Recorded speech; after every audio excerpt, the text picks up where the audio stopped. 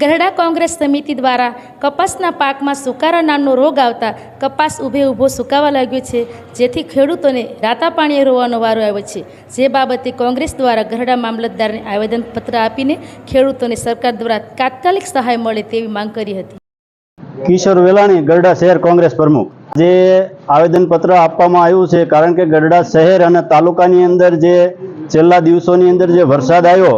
વરસાદની સાથોસાથ એટલો પવન આવ્યો કે જે કપાસનો પાક હતો તેને મોટા પ્રમાણમાં નુકસાન થયું અને કપાની અંદર મૂળિયાને એવું તૂટી જવાથી અત્યારે કપાની અંદર સુકારો આવ્યો છે। તો ખેડૂતોએ જ્યારે વાવણી થઈ ત્યારથી અત્યાર સુધીની અંદર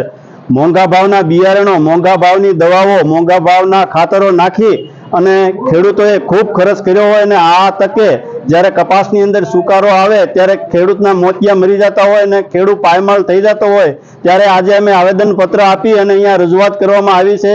કે જે ખેડૂતોને નુકસાન થયું છે તેનો સરકાર દ્વારા તાત્કાલિક સર્વે કરવામાં આવે અને જે ખેડૂતોને નુકસાન થયું છે તેને તાત્કાલિક વળતર આપવામાં આવે, જેથી કરીને ખેડૂતને નુકસાન થતું અટકી શકે અને આવનારા દિવસોની અંદર બીજા પાકની અંદર ખેડૂતોને તેની સહાય મળી રહે। એ માટે થઈને આજે અહીંયા રજૂઆત કરવામાં આવી છે અને આવેદનપત્ર આપવામાં આવ્યું છે કોંગ્રેસ દ્વારા।